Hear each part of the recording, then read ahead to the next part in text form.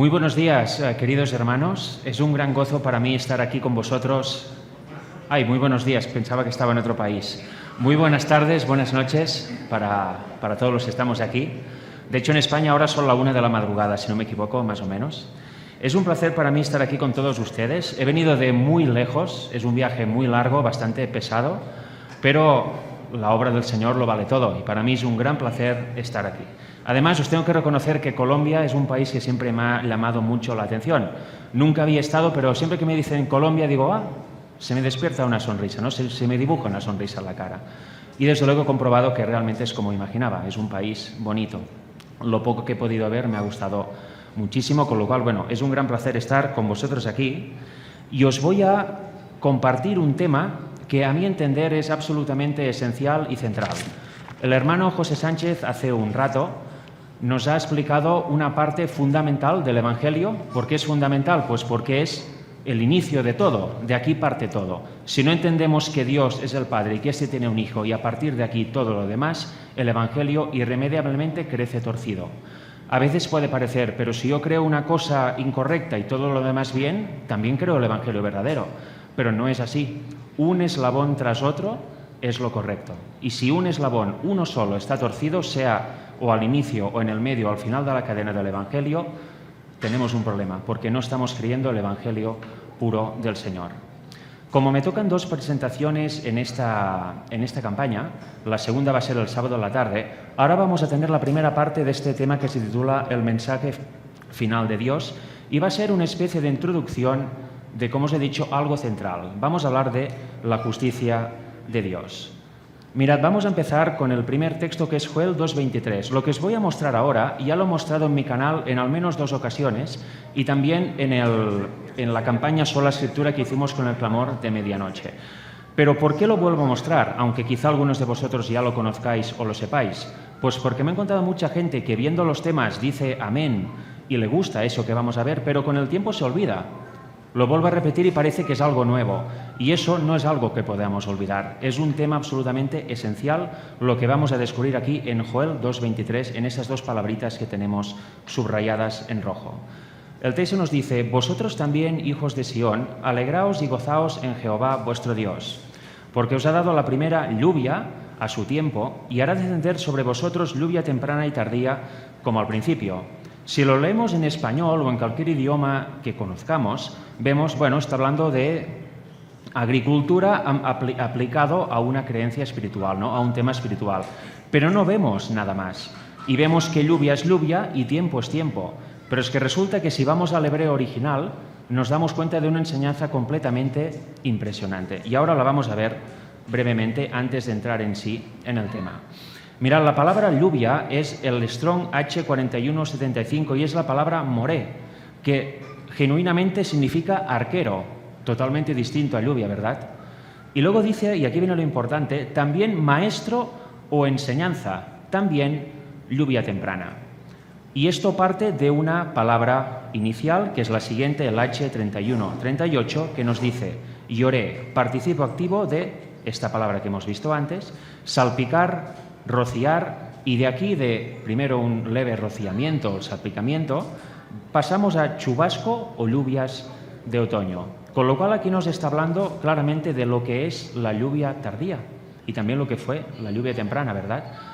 Pero mirad qué cosa, vosotros leyendo en español entendéis lluvia, cuando leéis lluvia entendéis maestro de enseñanza, pues resulta que aquí el Señor nos dice que la lluvia tardía, en este caso, porque vemos que pasa de salpicar a lluvias de otoño, que es la lluvia tardía, en realidad es un mensaje, no es un espectáculo de fuegos artificiales ni unas posesiones extrañas del Espíritu de Dios y la gente de repente está normal y pasa a predicar el Evangelio cuando nunca lo había hecho. No es esto.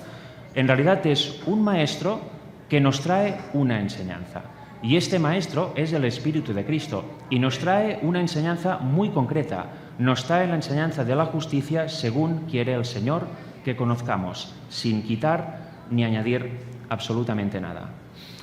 ¿Y la palabra tiempo qué significa? Es el Strong 6666, la palabra sedaká, y nos dice derecho, rectitud. ¿Qué tiene que ver esto con tiempo? Absolutamente nada. ¿Lo veis que si no vamos al hebreo no podemos copsar o captar esa esa maravilla, ¿no? De esa profundidad del idioma original. Nos dice derecho, rectitud, justicia, figurativamente prosperidad, derecho, equidad, honradez, justicia, etcétera, etcétera.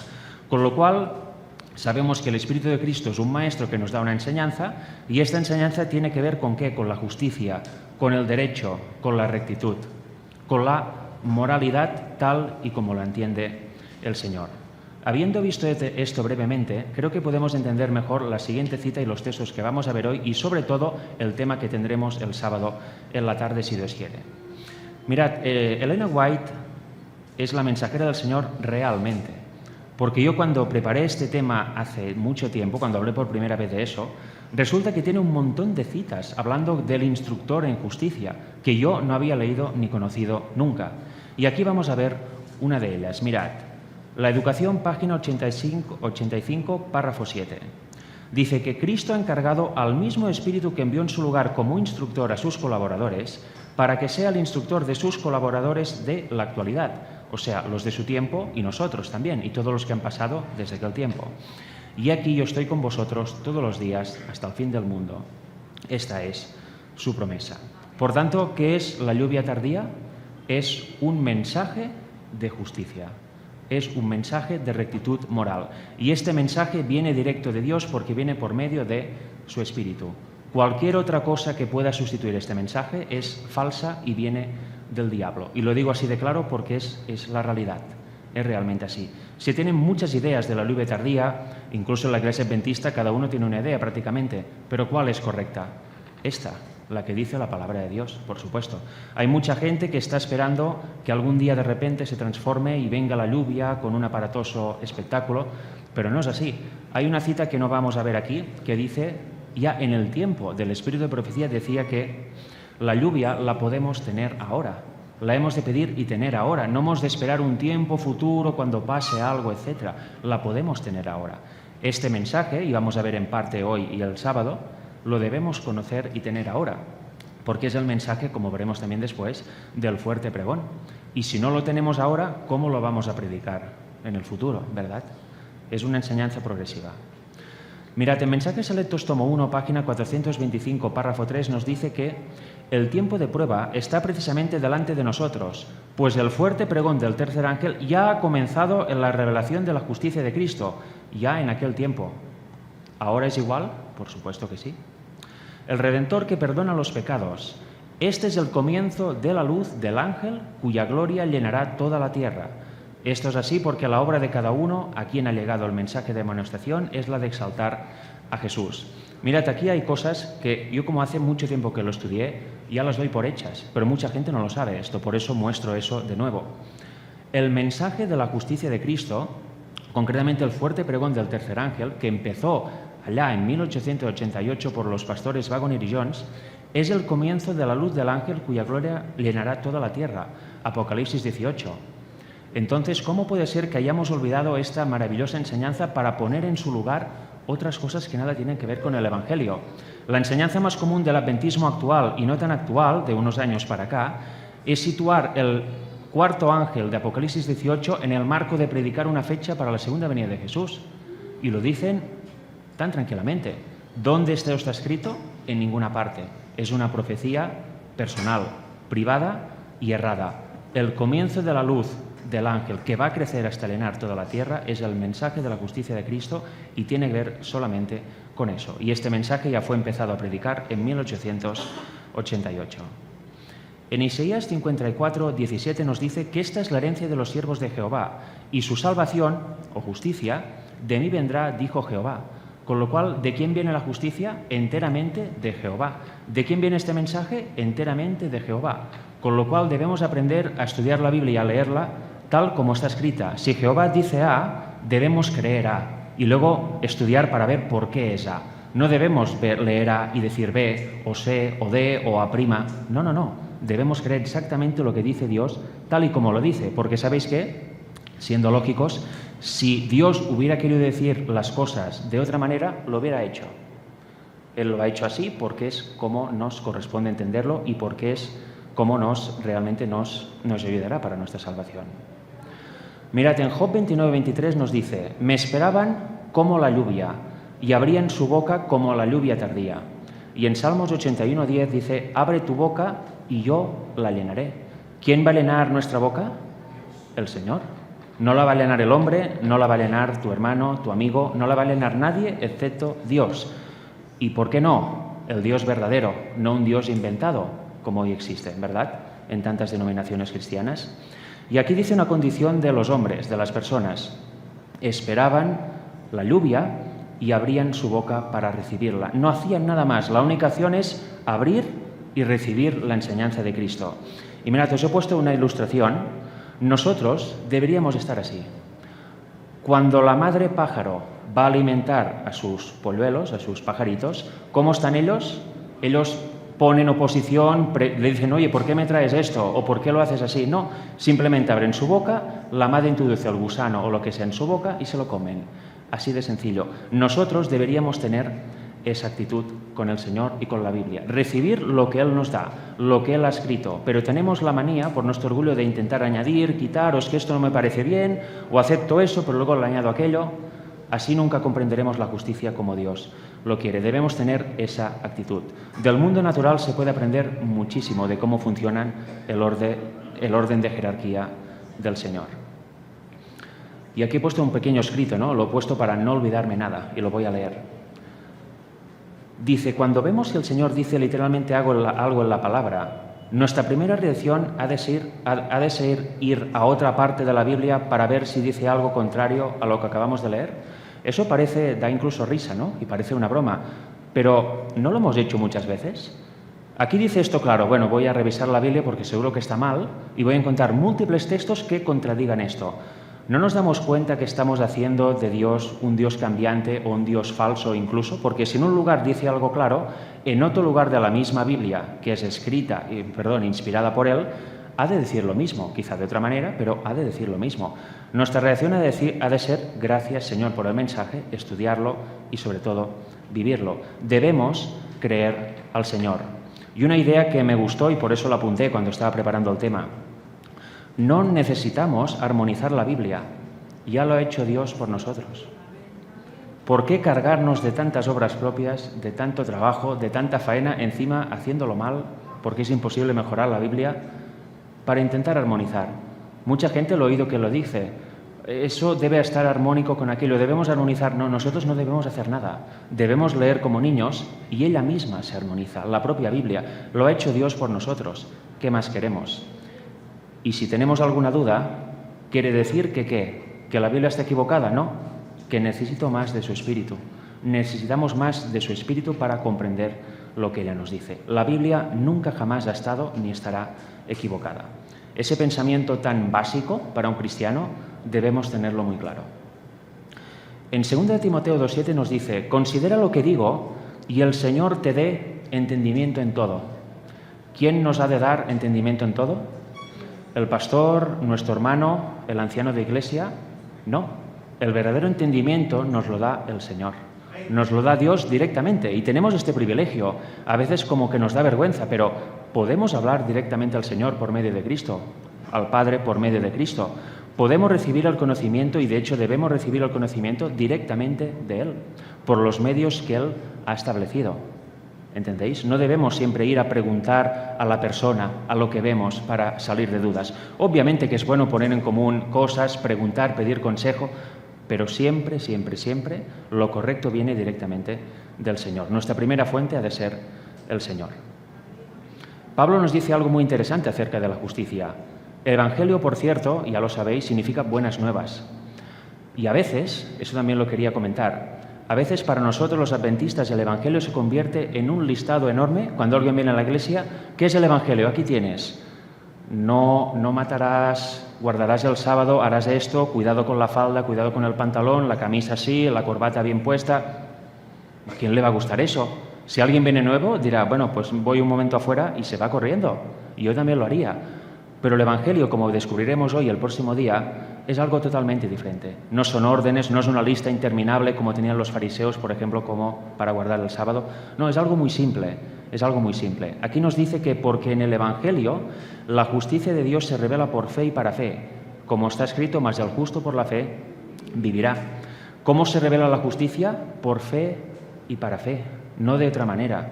¿Veis en algún momento de los textos que hemos leído alguna obra propia del hombre que sirva para algo, aparte de aceptar lo que Dios dice? No, ¿verdad? Él no nos necesita para nada, lo haríamos mal seguro, con lo cual confiamos en Él directamente. Romanos 3:20 nos dice: ya que por las obras de la ley ningún ser humano será justificado, y ser justificado, lo he puesto en paréntesis, es ser hecho justo. No es ser declarado justo, es ser hecho realmente justo. El Señor nos hace justos, nos declara y nos hace justos de forma real. Eso debemos comprenderlo y tenerlo claro siempre, porque a veces no lo tenemos claro en nuestra mente. Nos justifica delante de Él porque por medio de la ley es el conocimiento del pecado. Siguiendo la lectura en Romanos 3 también, del 21 al 23, nos dice: pero ahora, aparte de la ley, se ha manifestado la justicia de Dios. ¿Qué tenemos? Que por la ley conocemos lo que es pecado, pero la ley en sí no tiene poder. Nos muestra lo que hacemos mal, es un espejo que nos muestra lo mal que estamos, pero luego ¿qué? Luego, ¿cómo salgo de este estilo de vida, de esta conciencia negativa, de este pecado en definitiva? Hace falta algo más, que es lo siguiente: se ha manifestado la justicia de Dios, testificada por la ley y por los profetas. La justicia de Dios por medio de la fe en Jesucristo, para todos los que creen en Él, porque no hay diferencia, por cuanto todos pecaron y están destituidos de la gloria de Dios. ¿Dónde vemos la justicia? ¿Por medio de quién? De Jesucristo. Se ha manifestado en Él, con lo cual debemos siempre verlo a Él. Ese es nuestro ejemplo. Y todo eso lo vamos a ver mucho mejor el sábado, ¿no? Pero ahora estamos introduciendo un poco el tema. De hecho, este tema será relativamente corto. Si avanzamos un poco más en la lectura, del 24 al 26 del mismo capítulo de Romanos, nos dice: siendo justificados, ¿qué? Otra idea, gratuitamente por su gracia. ¿Debemos hacer algo para ser justificados? ¿Debemos actuar de alguna manera para que Dios diga: aquí estás, Frederic, te tengo delante, ahora ya te veo, eres justificado? No, nos justifica gratuitamente por su gracia. No debemos hacer obra alguna. El catolicismo, por ejemplo, y de hecho casi todo el mundo protestante, cree en una salvación por obras. Algo debes hacer para que Dios te mire en gracia y luego serás justificado. Algo debes hacer tú, porque Dios no puede por él solo. Pero la Biblia dice que somos justificados gratuitamente, y cuando algo es gratuito, es gratuito. Cuando alguien te dice: te doy esto, tienes que pagar, ¿verdad que no? Te lo da. Lo has de simplemente aceptar. ¿Mediante qué? Mediante la redención que es en Cristo Jesús, a quien Dios puso como propiciación por medio de la fe en su sangre para manifestar su justicia, a causa de haber pasado por alto en su paciencia los pecados pasados, con la mira de manifestar en este tiempo su justicia, a fin de que Él sea el justo y el que justifica al que es de la fe de Jesús. ¿Por medio de la fe en qué? En su sangre. De eso vamos a hablar, creo, el día sábado, porque en la sangre hay algo que también nos dice claramente la Biblia. Y a través de eso, ¿qué? Nos manifiesta su justicia. ¿Veis cómo simplemente debemos recibir lo que nos da? No debemos añadir absolutamente nada. Luego, hay otra cosa que nos muestra el Evangelio, y ya hemos visto que debemos creer las cosas tal como Dios nos las dice. Vamos a hablar brevemente de eso, de esta última parte del tema, de esta introducción. En 1 de Juan 3 nos dice cosas muy interesantes, cosas que mucha gente niega, que muchos cristianos simplemente no pueden aceptar, incluso en el mundo adventista, y yo la verdad no entiendo por qué no lo pueden aceptar, porque es una buena nueva como nunca ha habido. Ya lo vamos a ver. Primero leemos el versículo 1. Dice: mirad cuál amor nos ha dado el Padre para que seamos llamados hijos de Dios. Por esto el mundo no nos conoce, porque no le conoció a Él. El hermano José ya ha estado hablando acerca de la adopción como hijos de Dios en el tema anterior, con lo cual lo tenemos fresco. Pues que luego nos dice cosas aún más profundas e interesantes. Yo cuando descubrí este Evangelio y esos textos, no podía parar de leerlos y repetirlos a todo el mundo con quien me encontraba, porque era una verdad que yo desconocía, estaba oscurecida, y mirad qué clara es en la Biblia. El versículo 4 de 1 de Juan 3 nos dice así: todo aquel que comete pecado infringe también la ley, pues el pecado es infracción de la ley. Eso como adventistas todos lo tenemos claro. No conozco a ningún adventista que no lo tenga claro. El pecado es la infracción de la ley. Es la única definición que da la Biblia y aparte es clarísima. No hay duda de ello. Pero lo siguiente, lo que vamos a leer en los siguientes versículos, eso ya aquí a la cosa se empieza a torcer, ¿no?, en la mente de muchas personas.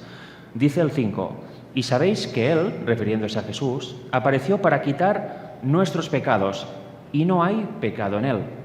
Aquí vemos que Cristo nunca pecó, ni siquiera en pensamiento. Es uno de los textos que se pueden usar para mostrar esa parte del Evangelio, esa verdad, juntamente con Hebreos 4:15.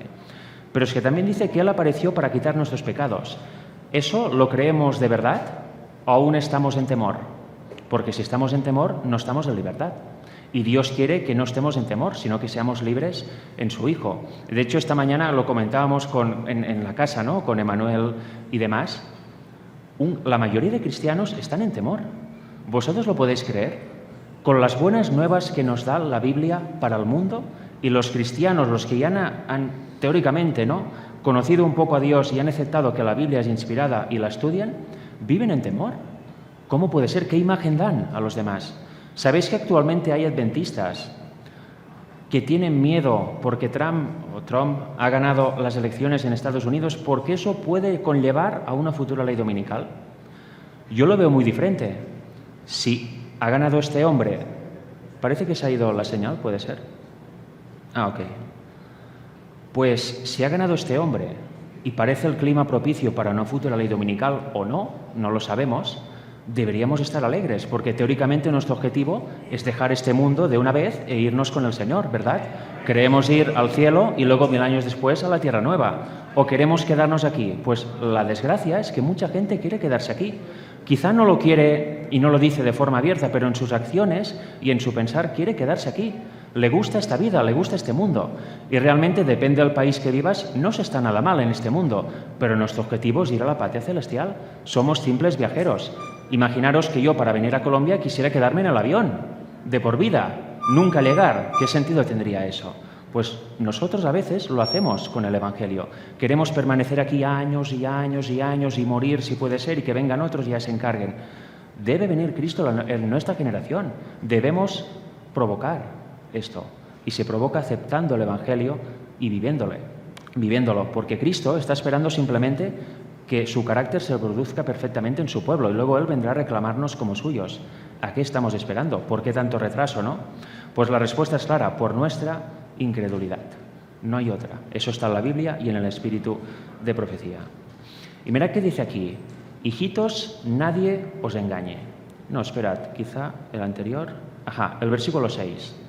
Dice: todo aquel que permanece en Él no peca. Todo aquel que peca no la ha visto ni la ha conocido. Aquí dice algo muy claro: el que permanece en Cristo no peca. Entonces, ¿por qué vamos pecando? ¿Y por qué no creemos en la victoria sobre el pecado, que es una consecuencia y una parte esencial de creer el verdadero Evangelio? ¿Por qué nos quedamos tanto revolcándonos en nuestra culpa, en nuestro pecado? No, es que bueno, ¿sabéis la de gente que me ha dicho: es que claro, yo soy hombre, ¿cómo no voy a ser pecador? En serio, ¿y Cristo qué fue cuando vino aquí en la tierra? No, tuvo una naturaleza humana mixta.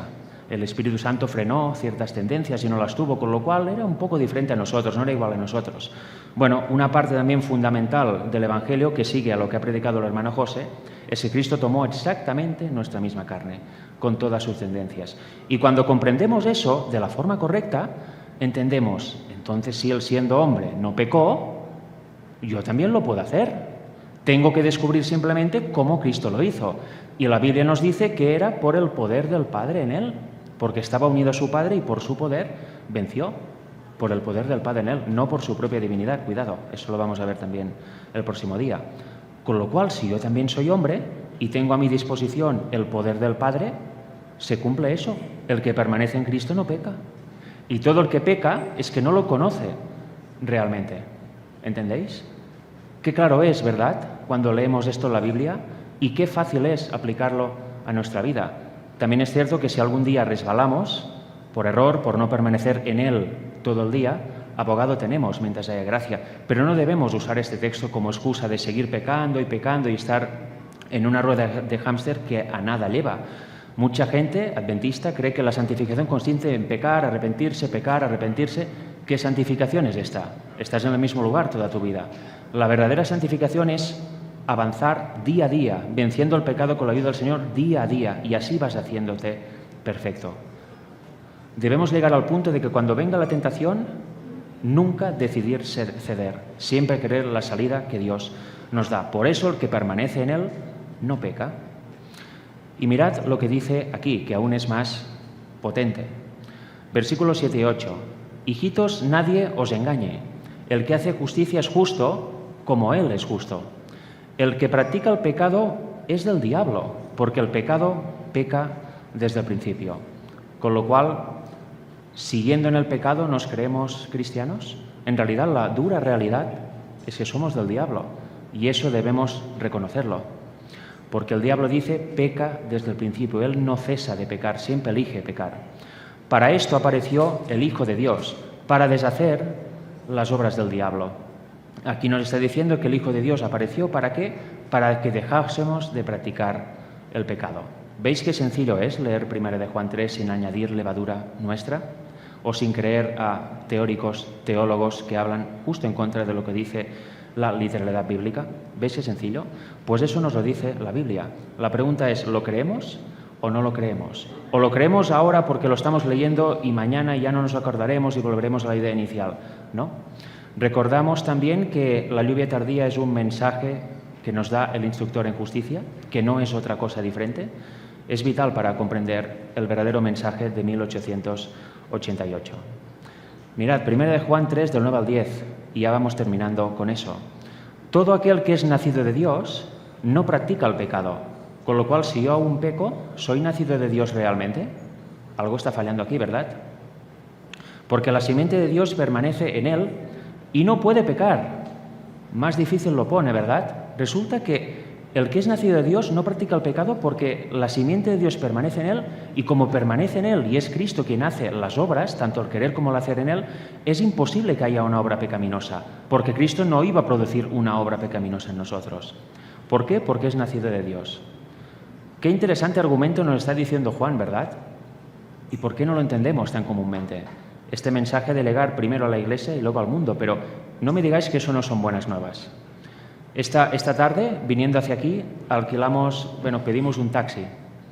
Y resulta que el taxista era exadventista porque tuvo una experiencia muy negativa aquí en la Iglesia Central de Medellín. Nos contaron que lo juzgaron, le señalaron por tener tatuajes y ir vestido un poco diferente, ¿no?, a lo que se debe ir vestido. Eso justo entrar. Y claro, y luego nos ha contado, mejor dicho, que él sigue bebiendo a veces, yendo con mujeres, el mundo típico, ¿no?, la vida típica de un ateo o de una persona que no conoce realmente a Dios. Pero esta persona dice, ha explicado Romanos 7, dice, es que yo sé que todo esto está mal, pero lo sigo practicando. Yo le he dicho, pues lee Romanos 7 y ve hasta el final. Y luego lee el principio de Romanos 8. Ahí verás la solución.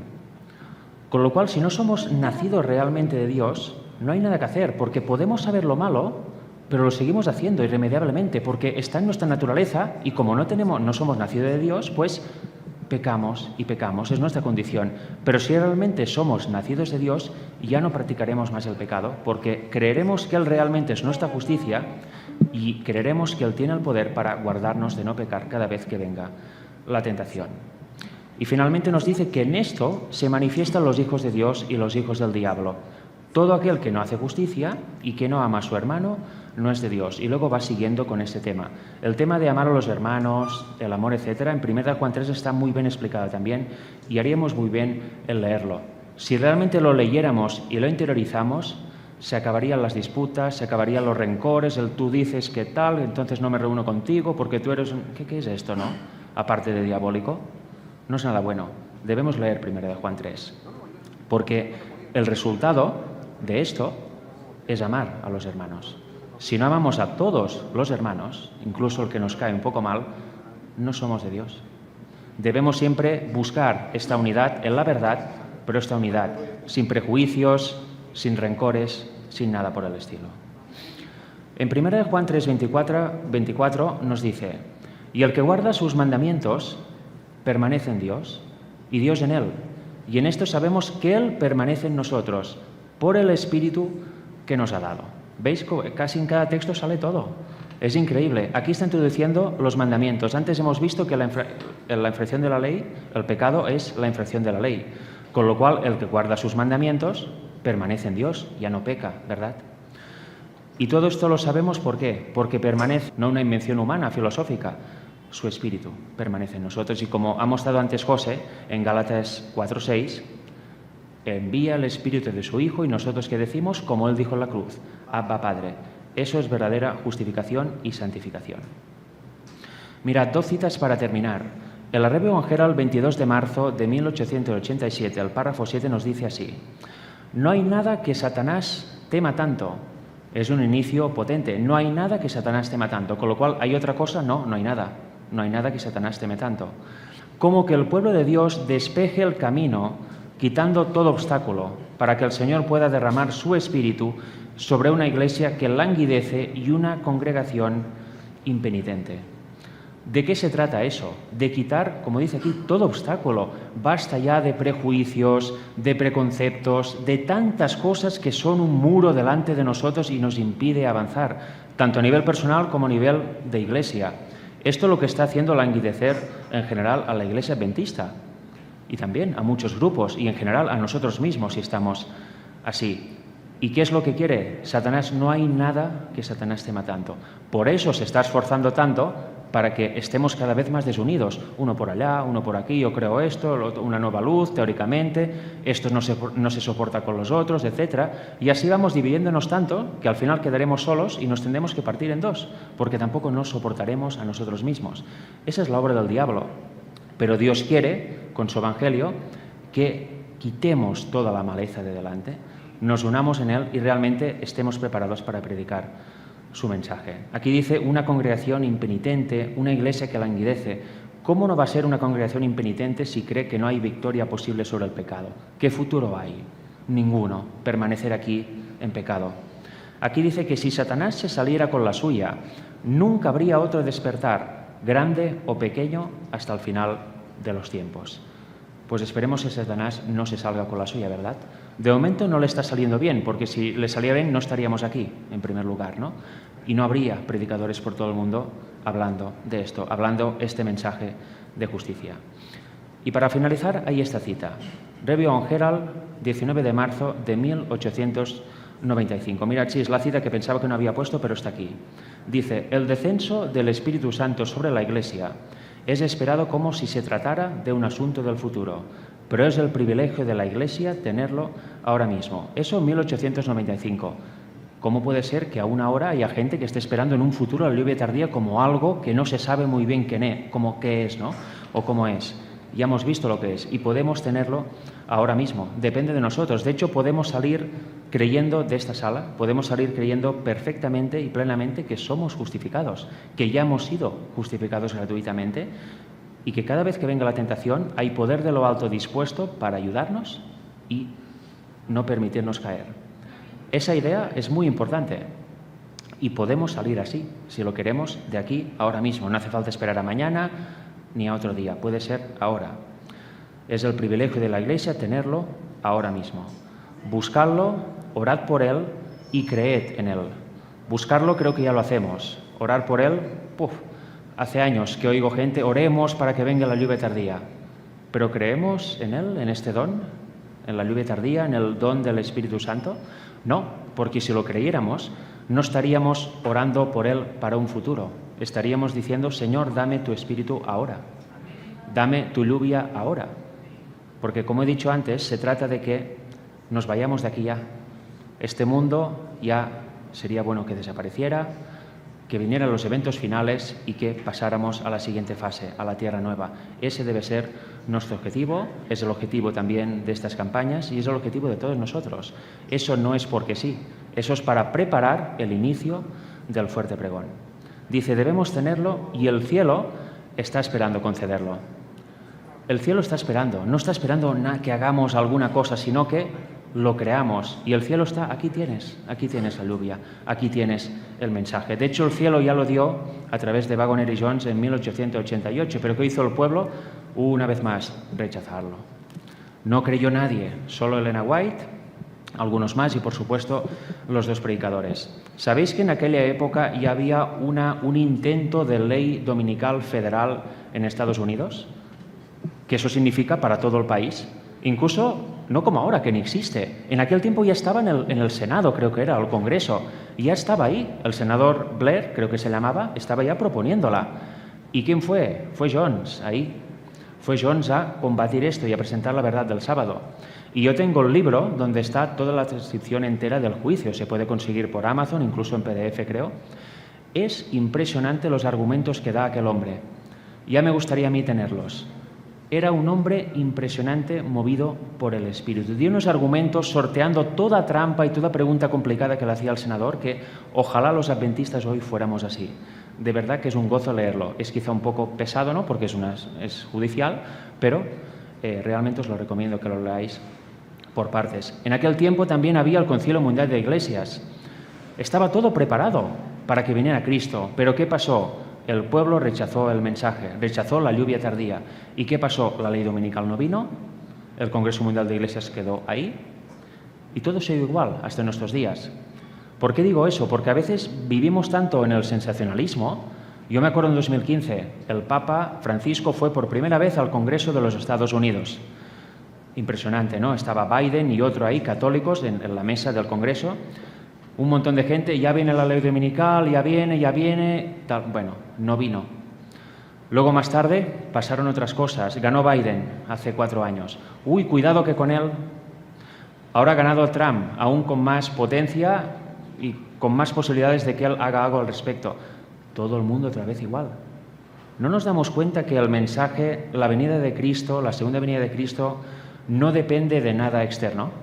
No depende de que el Papa vaya a Estados Unidos o se vaya a Dinamarca o venga aquí a Colombia.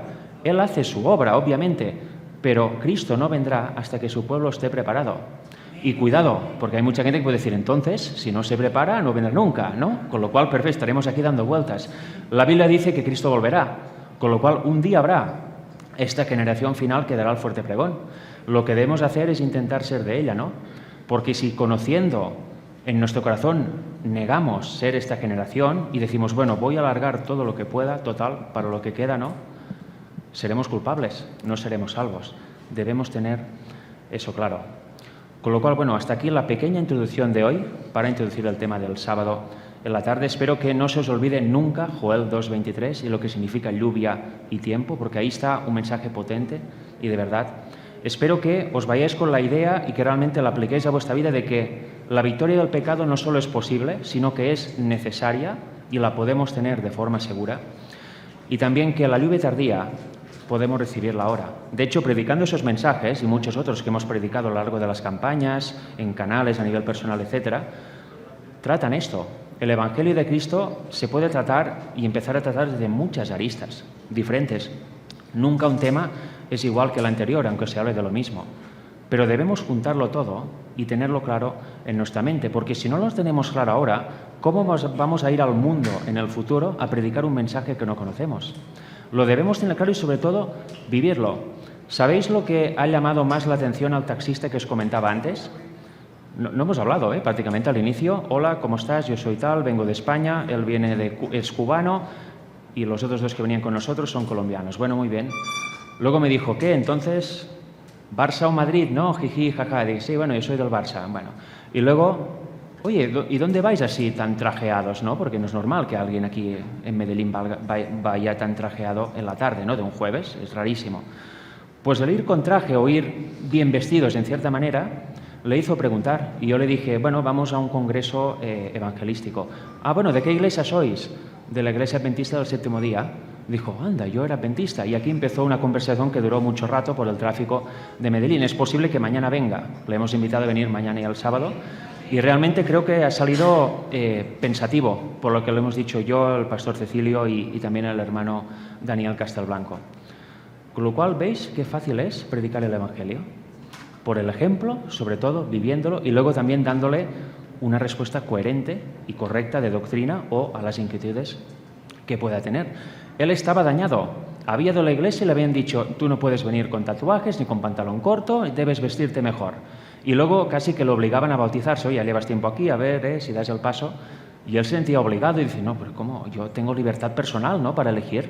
Se sintió presionado y nunca más volvió.